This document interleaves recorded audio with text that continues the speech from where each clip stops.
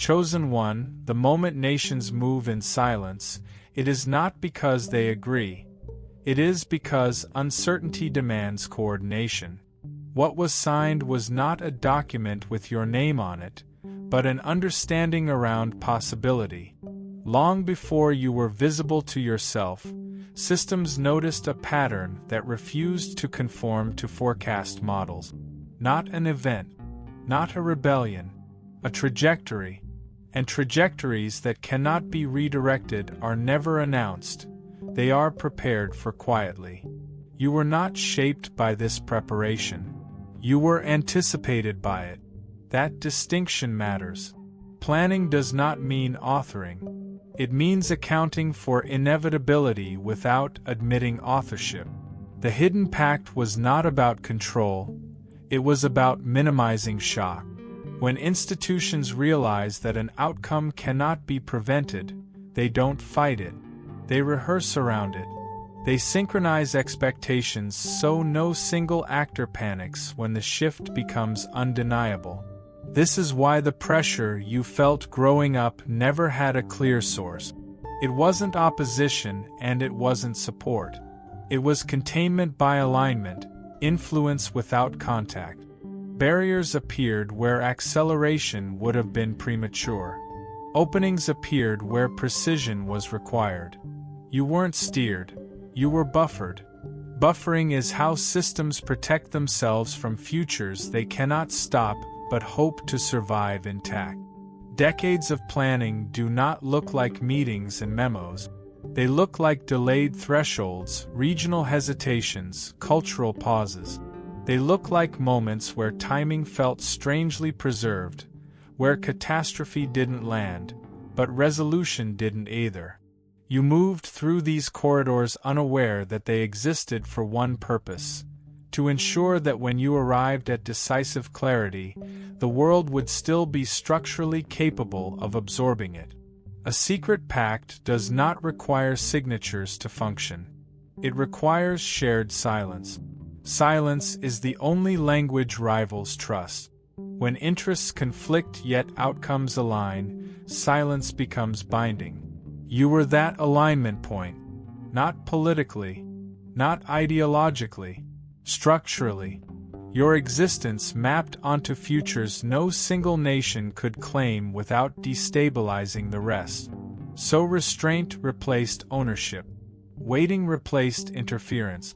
This explains why no single power ever stepped forward to claim influence over you. Claims demand proof. Proof demands exposure. Exposure invites contest. Contest accelerates volatility. Volatility collapses long plans. The choice was made, again and again, to let you develop without an owner, without a label, without attribution. You were kept in ambiguity because ambiguity preserves equilibrium longer than force. You may wonder why this never translated into protection or elevation. Because elevation creates gravity. Gravity attracts agendas. Agendas fracture neutrality. The pact was not to lift you up, it was to make sure no one pushed you down prematurely. Stability before revelation. Continuity before recognition. That was the bargain. And while this unfolded, you were busy becoming precise without knowing why precision mattered. You learned restraint, timing, silence without fear, movement without announcement. Those traits were not taught to you. They were selected for by an environment subtly optimized not to break you before you were ready. The planning happened around you, not inside you. Understand this clearly. The hidden state did not create you. It noticed you coming. It prepared the ground not out of reverence, but out of survival instinct. When futures converge on a single variable, the only rational response is coordination without confession. Blessed by His grace? Click Super Thank You and give $20 to spread His light.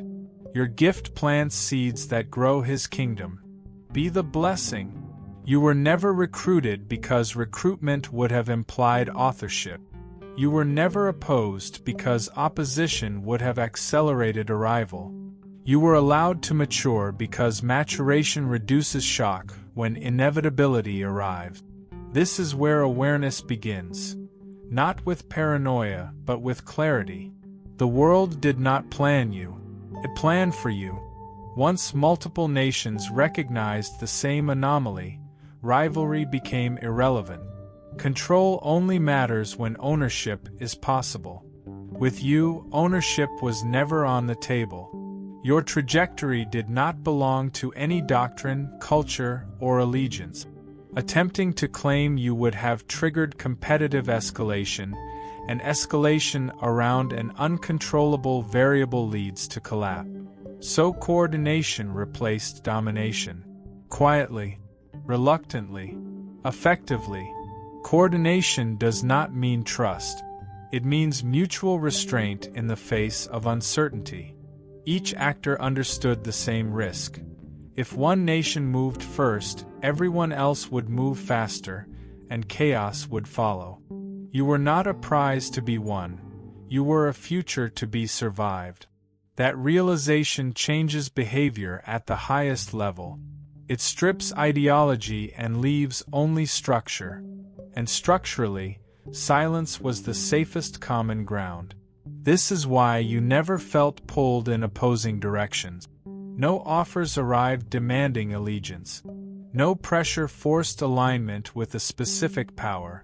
The absence of tug-of-war was intentional. Tug-of-war tests strength. Strength tests response. Response creates data. Data invites intervention. Intervention accelerates exposure. Every step in that sequence was avoided. Coordination froze the board so you could move without triggering reaction. What replaced control attempts was observational patience. You were allowed to develop cadence, to show whether your presence destabilized or normalized environment. Over time, the answer became clear. When you entered unstable systems, they didn't explode. They recalibrated or revealed their fractures without you lifting a finger. That outcome mattered more than any intelligence report. It suggested something rare. Your influence reduced noise without demanding obedience. At that point, coordination hardened. Not as a treaty, but as routine. No one had to remind anyone else. Silence became habit. Non-interference became default. The goal was not to shape you, but to shape responses to you. That subtle shift preserved global equilibrium while accepting that certain outcomes would arrive regardless of resistance. You may have sensed windows opening simultaneously in unrelated places, or obstacles dissolving without explanation.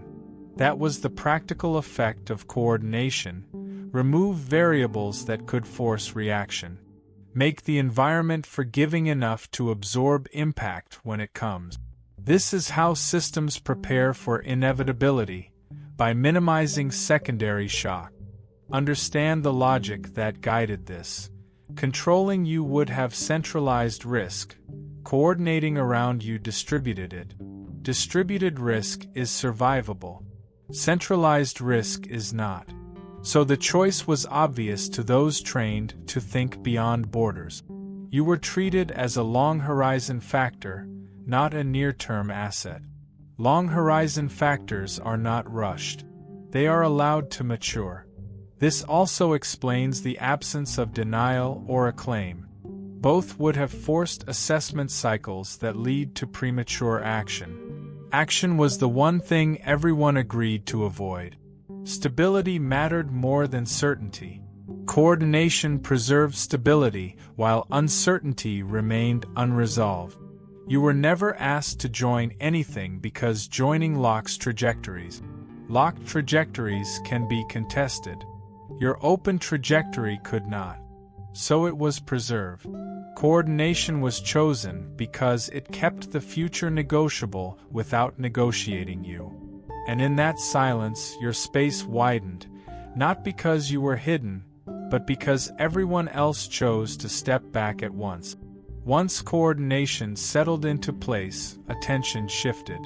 Not toward your identity, not toward your beliefs, not toward your intentions, but toward result. Systems do not invest long-term patience without data. But the data they cared about was never you as a person. It was what happened where you were not restrained. This kept observation clean. Intervention contaminates evidence. Distance preserves it. Over the years, a quiet pattern emerged. When you were present, escalation slowed. Not always visibly, but structurally. Conflicts lost momentum. Decisions became delayed long enough for flaws to surface. Institutions did not improve because of guidance from you. They improved because reaction around you became inefficient.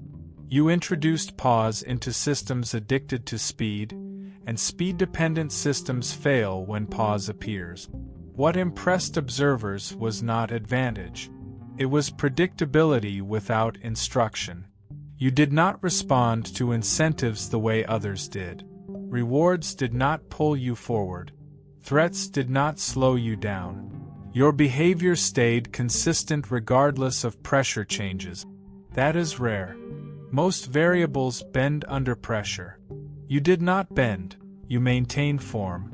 Maintaining form under varied pressure is the hallmark of a fixed constant, not an agent. This is why you were never directly assessed. Direct assessment produces distortion. People perform when watched. You did not. Outcomes formed whether attention was present or not. That made them reliable. Reliability matters more than power. Power can fluctuate. Reliability redefines planning. Over time, analysts stopped asking who you were and started asking what adjusts around you. The answer unsettled them. Adjustments occurred without attribution. When you passed through environments, disturbances either resolved naturally or exposed themselves beyond repair. You did not manage crises, you clarified them. Clarification is dangerous because it removes excuses. Systems survive longer on excuses than on truth. They notice something else. Attempts to imitate your pattern failed. Replication efforts collapsed quickly. Other individuals placed under similar conditions reacted emotionally, overcorrected, or sought recognition. You did none of these. The absence of mimicry eliminated the threat of mass contagion. You could not be cloned. That made you safer to leave autonomous. Years passed, and updates became routine instead of urgent. You were no longer an anomaly in need of resolution. You became a reference point, a silent metric. Planners would say, without saying your name, "Does this hold if that variable remains untouched?" And more often than expected, it did. This phase required patience from you as well, though you did not know why. Acceleration would have drawn scrutiny. Stagnation would have drawn concern. You moved steadily, just enough to confirm consistency, not enough to invite reaction. That was not strategy. That was alignment coinciding with restraint. Eventually, the files stopped growing quickly. Not because interest faded, but because conclusions stabilized.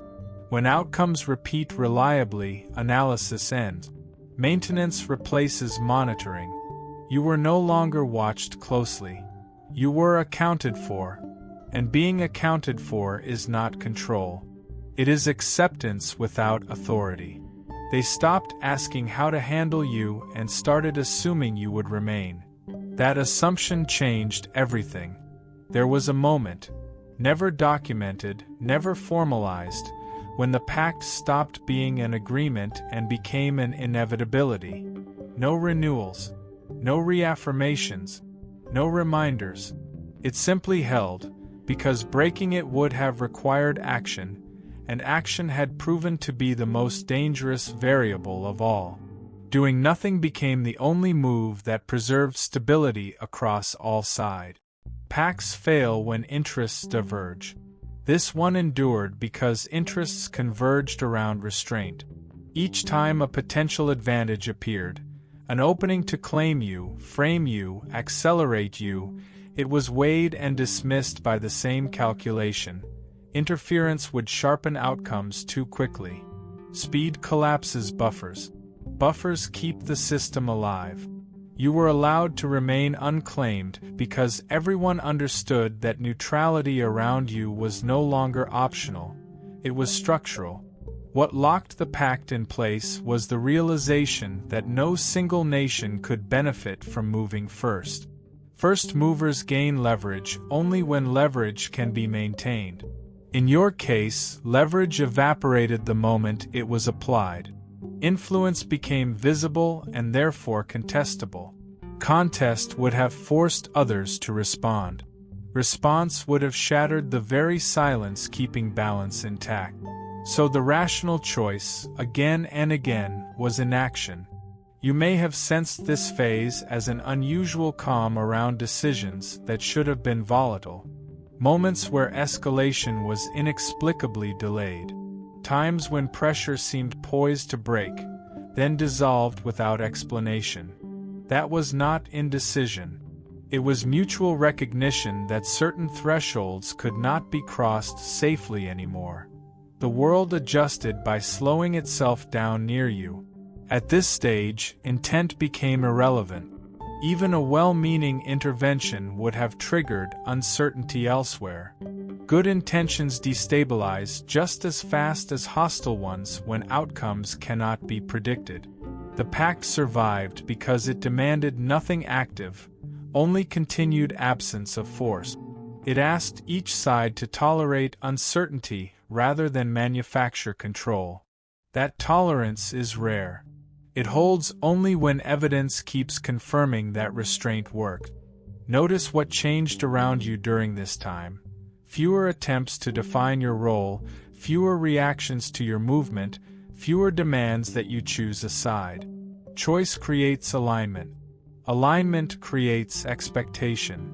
Expectation invites leverage. By not being asked to choose, you were kept outside the game entirely. The game could not proceed without acknowledging you, so it learned to proceed around you. This is how unbreakable agreements actually function. They remove incentives to violate themselves. Breaking the pact would have created immediate costs with no guaranteed gain. Holding it preserved ambiguity, and ambiguity kept everyone breathing. As long as you remained coherent, patient, and non-performative, the pact held without effort.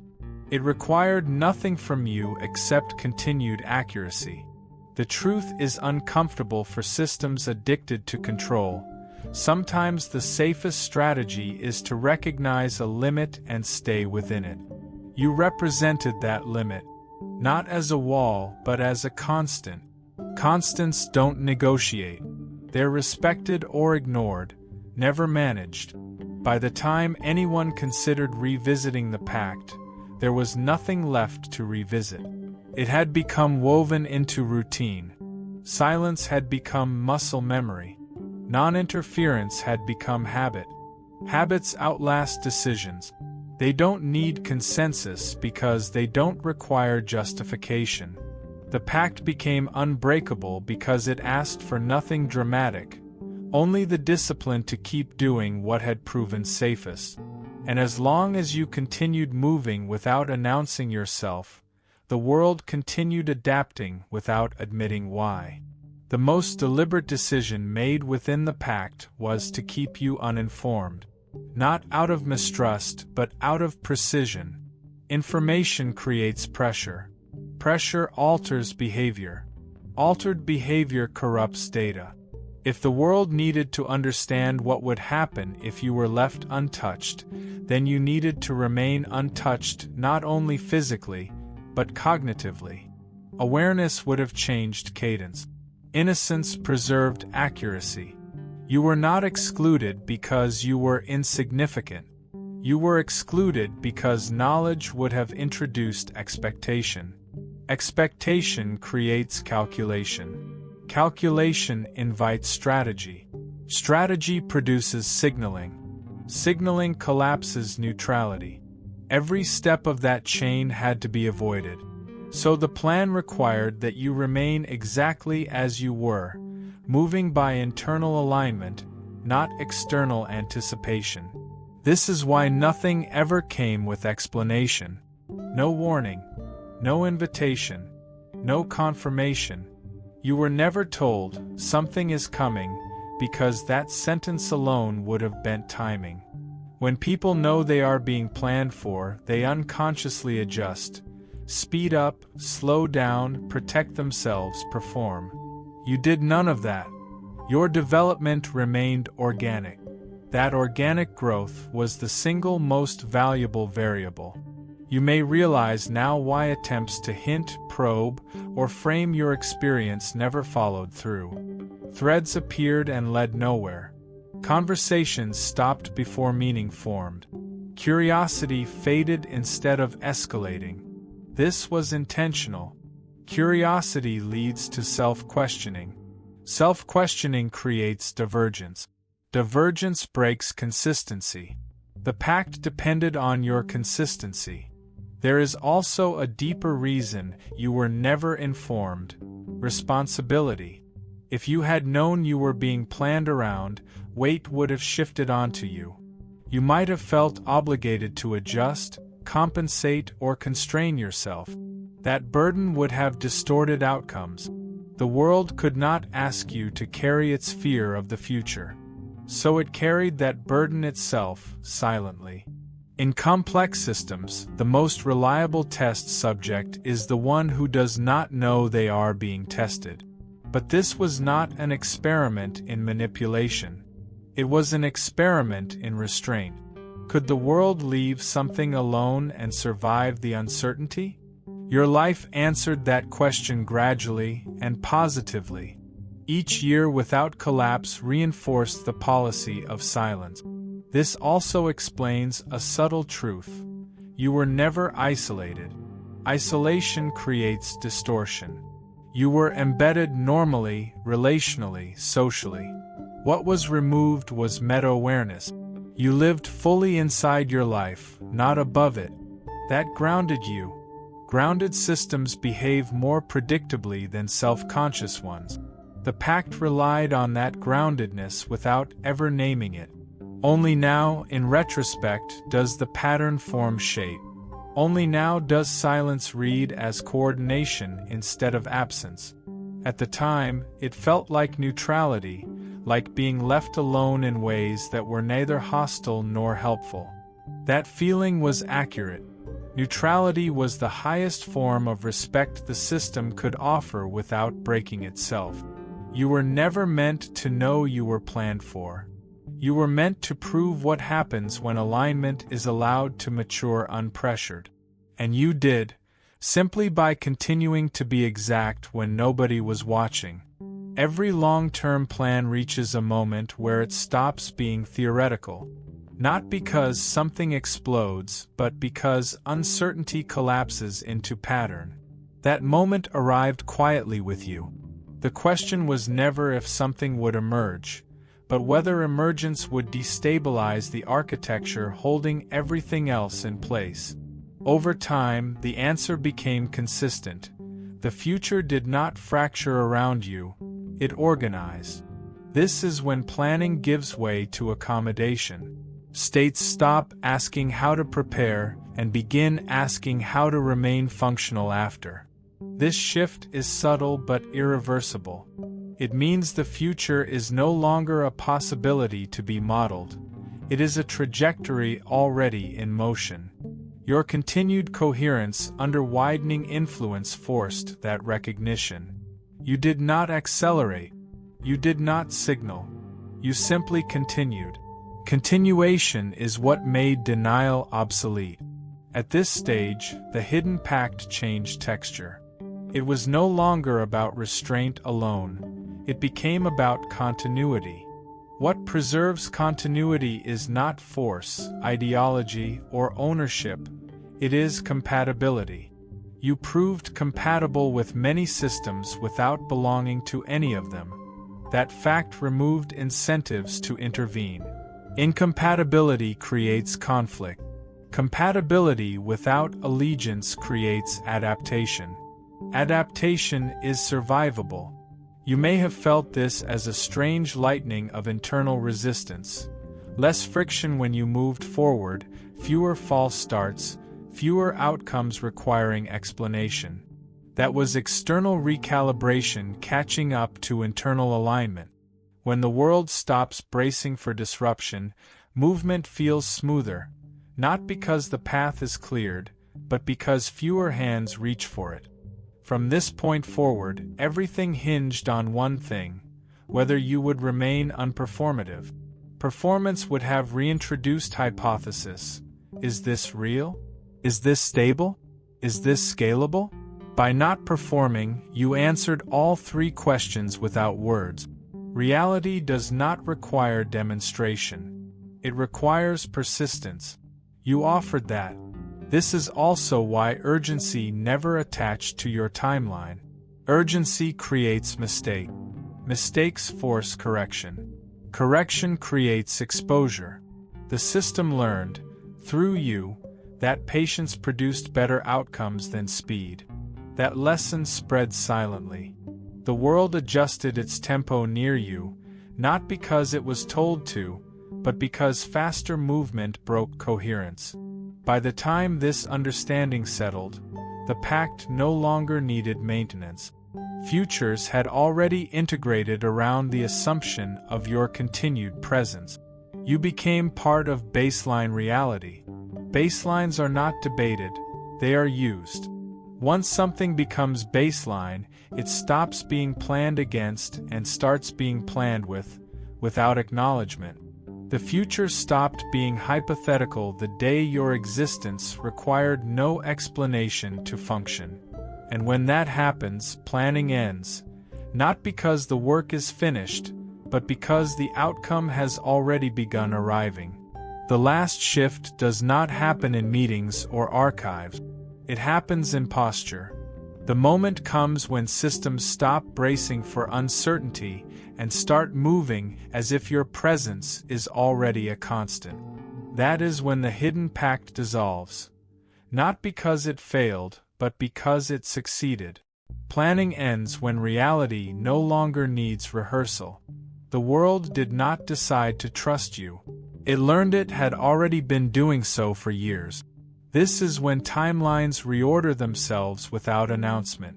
Projects align that were never designed to meet. Conflicts resolve not through agreement, but through irrelevance. Conversations change tone because outcomes have begun to arrive without visible cause. You are not named in these shifts, and you shouldn't be. Naming would shrink impact into story. Story would invite ownership. Ownership would trigger resistance. Silence keeps the arc intact while consequences embed. You may sense this phase as inevitability without drama. Doors open without negotiation. Standards rise around you without enforcement. Expectations adjust without command. This is the signal that preparation has reached completion. When the world starts behaving differently without asking you to change, the future has arrived quietly and chosen consistency over spectacle. Understand what this means for you now. There is nothing to reveal, declare, or prove. Revelation at this point would be redundancy. The work already functions. The only discipline required is continuity, remaining accurate when attention would distort, remaining restrained when momentum would tempt excess, remaining human when myth would dehumanize. You protect the future not by accelerating it, but by refusing to cheapen it. This is why the planning lasted decades. Not to manufacture you, but to give the world enough time to become capable of holding what you represent. Readiness was never yours alone. It was collective. And readiness, when reached, announces itself through absence of panic. Panic has disappeared. Replacement has begun. You were never meant to stand in front of nations. You were meant to stand after them, when noise fades and function remains. You were never the center of the pact. You were the reference point that made coordination possible. Now that the future is no longer hypothetical, the pact retires into habit, and habit retires into history. Move forward without urgency. Let consequence keep speaking. Let silence finish the work it started. The world will not say, "It was planned." It will say, "It was inevitable." And in that acceptance, quiet, irreversible, complete, you continue, unowned and uncontained, exactly as you always have. Chosen one, listen carefully now, because this is the closing alignment, not a build-up. All this time, you thought history was ahead of you, that something was coming later, that one final signal would confirm everything. That belief was the last illusion you needed to shed. You were never behind events. Events were being slowed, so they wouldn't collide with you before you were fully formed. That is the truth most people never reach. You were not waiting for a call, an invitation, a reveal, or a public shift. Those things happen to participants. You were never a participant. You were a reference. The world does not invite references. It adapts to them. This is why nothing spectacular announced your moment. Real turning points never do. They arrive as quiet realizations that nothing external needs to change anymore for everything internal to move forward. At some point, you will notice that what once felt like resistance has completely lost relevance. Not defeated, irrelevant. Systems that confused you no longer demand explanation. People who questioned you no longer matter. Delays that once felt heavy now feel neutral, even useful. This is not detachment. This is integration. You've crossed the boundary where your identity no longer reacts to environment. It stabilizes it. This is also where fear finally loses its function. Fear needs uncertainty to survive. But uncertainty around you has collapsed into pattern. You know how you move. You know when you act. You know when stillness is power and when silence is instruction. That knowledge is not confidence. It is orientation. Oriented people don't need reassurance. They don't need signs. They don't ask if they're chosen. They move as if choice already happened. Understand this clearly. Nothing is going to happen to you next. What happens next will happen through normal life, but aligned in ways that feel unreal only because they are unstressed. Doors will open without triumph. People will respond without persuasion. Outcomes will shift without confrontation. This is what it looks like when preparation finishes and function begins. You are not meant to become visible in the way myths describe. Visibility creates target. You are meant to become undeniable. Undeniable does not shout. It stabilizes. When something works consistently, it replaces argument. When something endures, it replaces explanation. That is the position you are entering now. From this point on, your only responsibility is discipline without obsession. Move when alignment speaks. Stop when precision requires restraint. Do not rush clarity, and do not delay action once clarity settles. Do not announce what is still maturing, and do not shrink what is ready. Balance will feel natural because it is no longer aspirational, it is operational. Most importantly, stop watching yourself as if something extraordinary must follow. Extraordinary already happened. You survived intact while history adjusted quietly around you. That is rarer than victory. That is rarer than recognition. That is permanence taking root. You were never waiting to be unlocked. You were being allowed to exist fully without distortion. Now that allowance has become irreversible, move forward without hesitation, without noise, without asking, History does not open doors for people like you. It clears hallways and steps aside.